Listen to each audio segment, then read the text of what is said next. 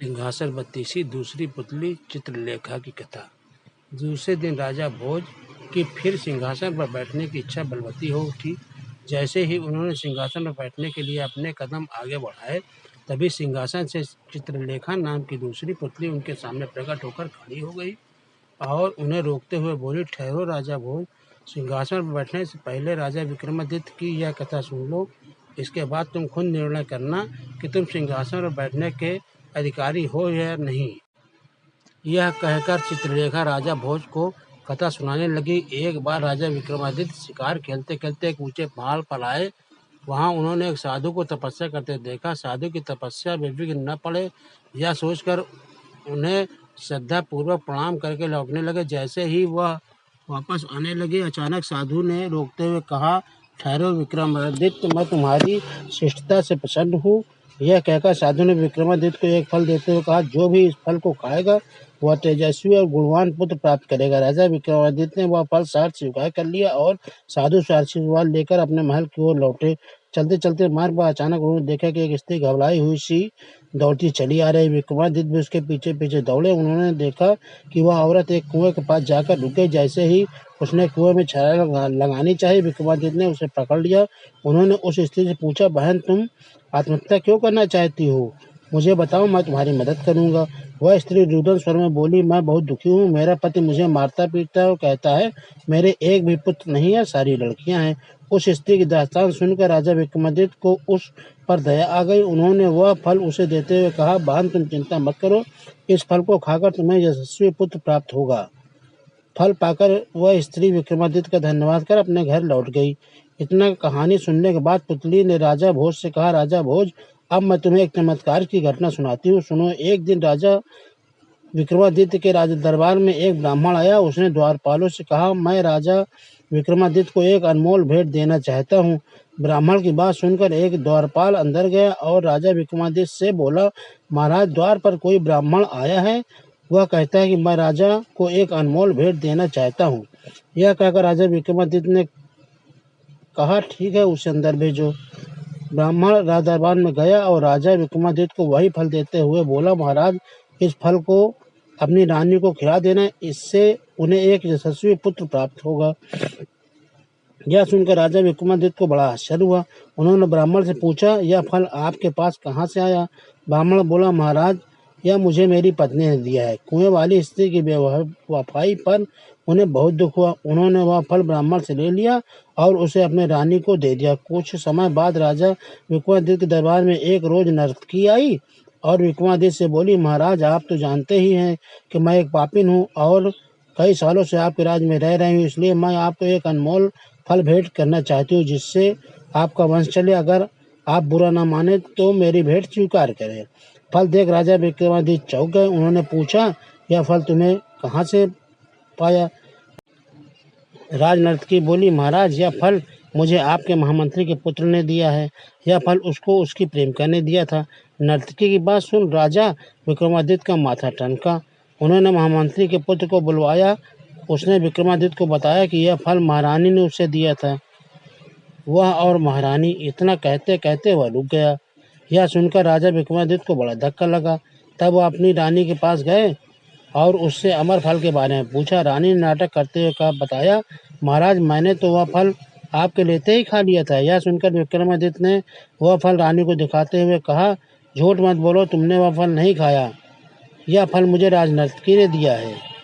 यह सुनकर रानी के होश गुम हो गए। उसकी चोरी पकड़ी जाने पर वह भय से थरथर कांपने लगी और मूर्छित होकर नीचे गिर पड़ी। विक्रमादित्य को इस बात का गहरा संदेह पहुंचा और वह राजपाट त्याग कर जंगल में जाकर साधना करने लगे। इसकी सूचना तुरंत इंद्रियों को लग गई। वे उनके परम भक्त थे। इस तरह विक्रमादित्य को जंगल में तपस्या करते देख देवराज इंद्र को उनके राज की चिंता हुई। उन्हें लगा कहीं ऐसा न हो कि कोई विक्रमादित्य के अनुपस्थिति में फायदा उठाकर उनके राज पर हमला कर दे। यह सोचकर इंद्र ने अपनी एक दूत राजा विक्रमादित्य के रूप धरकर उनके राज में भेज दिया। कई वर्षों तक तपस्या करने के बाद राजा विक्रमादित्य के मन में आया कि एक बार अपने राज्य में वापस जाकर अपनी प्रजा का हाल देखना चाहिए। यह विचार कर वह राजधानी वापस लौट आए। जैसे ही वह अपने महल के द्वार पर पहुंचे, देवदूत ने उन्हें रोका, पूछा, कौन हो तुम? राजा विक्रमादित्य ने कहा, मैं इस राज्य का राजा विक्रमादित्य हूँ, लेकिन तू कौन है? देवदूत बोला, मैं यहाँ का राजा अज्ञा बेताल हूँ। यह सुनकर राजा विक्रमादित्य बोले, अगर तू इस राज्य का राजा है तो मुझसे युद्ध में परास्त करके दिखा। देवदूत ने राजा विक्रमादित्य की चुनौती स्वीकार कर ली। इस तरह युद्ध में विक्रमादित्य ने देवदूत को पराजित कर दिया।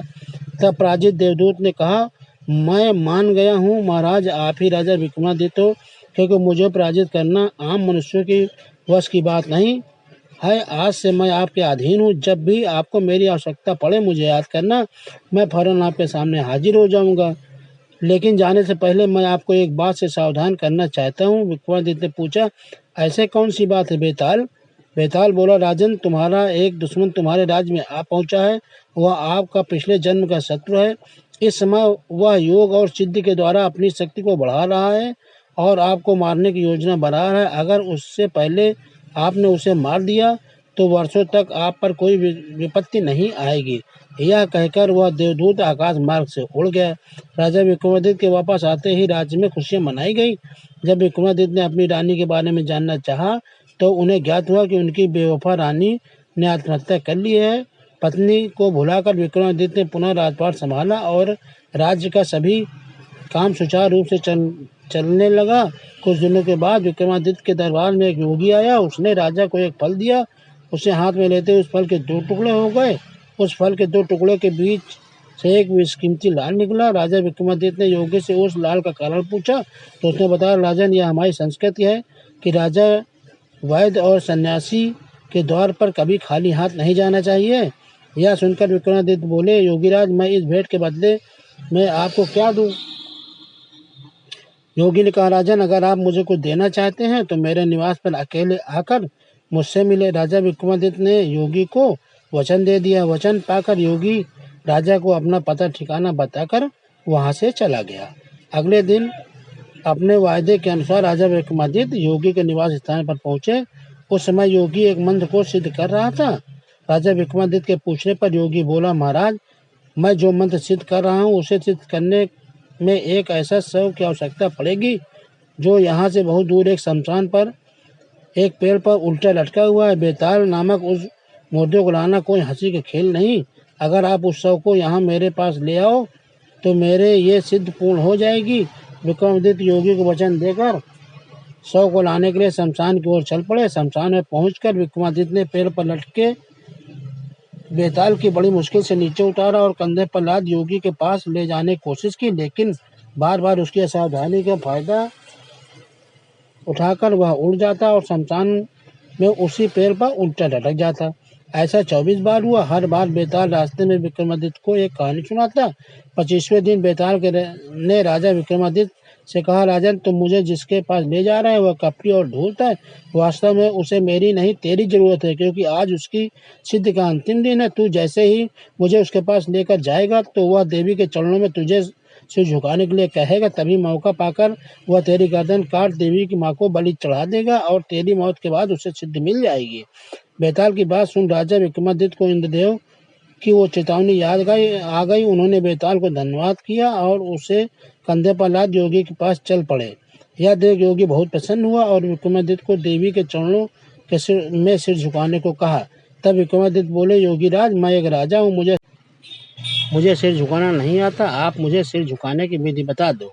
योगी ने जैसे ही विधि बताने के लिए अपना सिर देवी के चरणों में झुकाया, विक्रमादित्य ने तलवार से उसकी गर्दन धड़ से अलग कर दी।